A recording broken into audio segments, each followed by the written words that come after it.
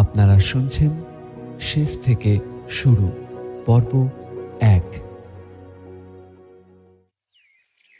সকাল সকাল প্রকৃতির ঘুম ভেঙে যাওয়াটা প্রতিদিনের অভ্যাস। আজও তার ব্যতিক্রম হয়নি। প্রকৃতি সকালেই ঘুম থেকে উঠে স্নান করে পুজোটা সেরে ঘরে ঢুকল। ঘরে ঢুকেই শুনতে পেল ফোন বাজার আওয়াজ। উফ, এই ছেলেটাও হয়েছে একদম বাবার মতো। ফোনটা বেজেই চলেছে, ধরার কোনো নামই নেই। প্রকৃতি গিয়ে বেদের মাথার কাছে বসল।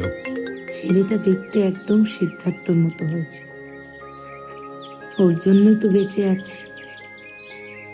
ওই তো আমার একমাত্র অবলম্বন, আমার সিদ্ধার্থের শেষ স্মৃতি। বলে বেদের মাথায় হাত বুলিয়ে দিতে লাগলো। সিদ্ধার্থের কথা মনে পড়লেই চোখে জল চলে আসে, কিন্তু ও তো এই পাগল ছেলেটার জন্য কাঁদতেও পারে না। ওর ছেলেটা একদম মায়ের চোখের জল সহ্যই করতে পারে না, যেমন সিদ্ধার্থ পারত না। ছেলেটার মাথায় হাত বুলাতে বুলাতে আস্তে আস্তে ডাকতে লাগলো ওকে। বেদ, বেদ, ওর বাবা। কিন্তু বেদের তো ওঠার কোনো নামই নেই। বরং মায়ের ছোঁয়া পেয়ে বেদ আরও গুটিসুটি মেরে প্রকৃতির কাছে ঘেঁষে শুলো।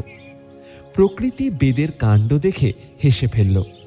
সিদ্ধার্থ এইরকমই করত। চোখের কোণে আসা জলটাকে তাড়াতাড়ি মুছে নিল। ফোনটা বেজেই চলেছে। প্রকৃতি ফোনটা হাতে নিয়ে দেখল শ্রুতি ফোন করেছে।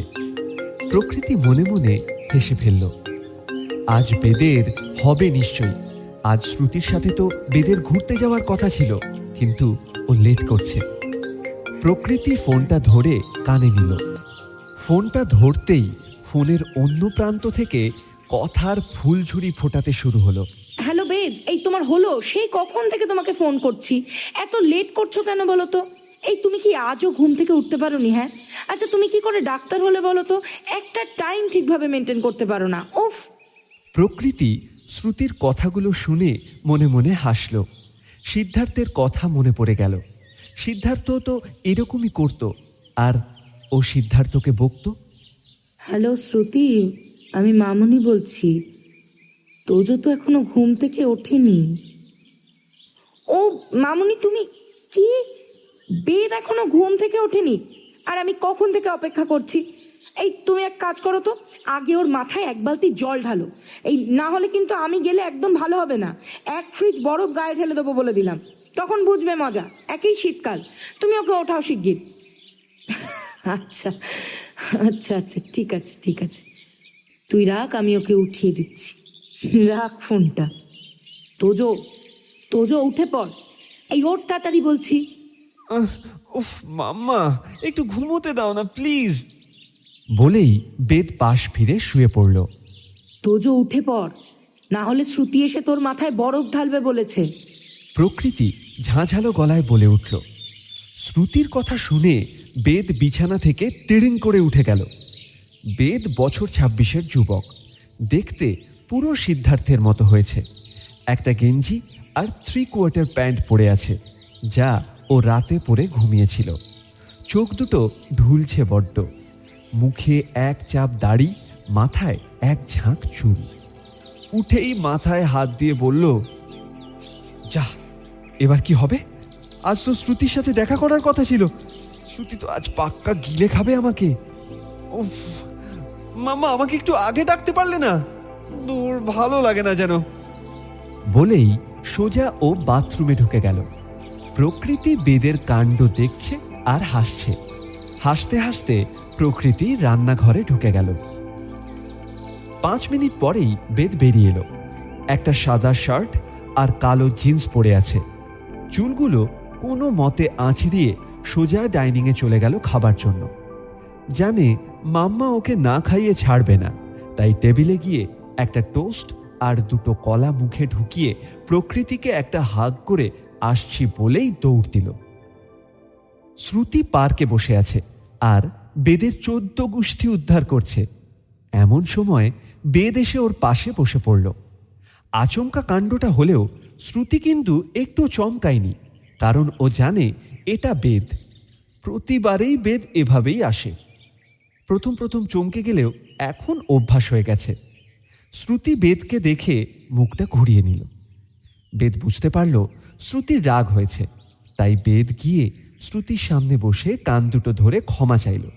কিন্তু শ্রুতি আবার মুখটা ঘুরিয়ে নিল। বেদ আবার সেই একই কাজ করল, কিন্তু এতেও কোনো কাজ হচ্ছে না দেখে বেদ শ্রুতির সামনে একটা বই তুলে ধরল।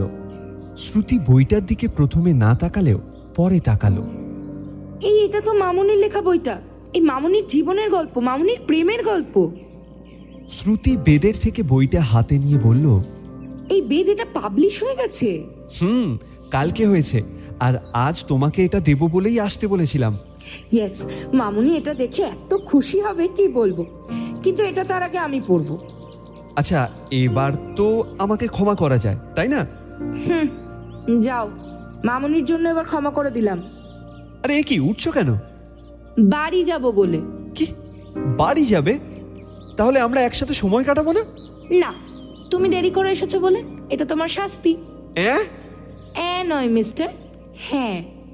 বাই। বলে শ্রুতি চলে গেল, আর বেদ শ্রুতির যাওয়ার দিকে তাকিয়ে একটা দীর্ঘশ্বাস ফেলল। শ্রুতি বাড়িতে গিয়ে রুমে এসে ফ্রেশ হয়ে বইটা নিয়ে বসে পড়ল। কতদিন থেকে অপেক্ষা করছে এটা পড়বে বলে। যাক, শেষ পর্যন্ত এটা প্রকাশিত হয়েছে। শ্রুতি বইটার প্রথম পেজটি খুলল। বইটার নাম লেখা আছে শেষ থেকে শুরু। পরের পাতাটা উল্টিয়ে দেখল ডিজাইন করে লেখা আছে সিদ্ধার্থ লাভ প্রকৃতি।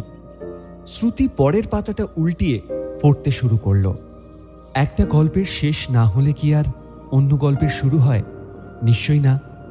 একটা গল্প শেষ হওয়ার মাধ্যমে অন্য কোনো নতুন গল্পের শুরু হয়। এক সিদ্ধার্থ প্রকৃতির গল্প শেষ হলে অন্য কোনো সিদ্ধার্থ প্রকৃতির গল্প শুরু হয়। ভালোবাসা কখনো শেষ হয় না, ফিরে আসে।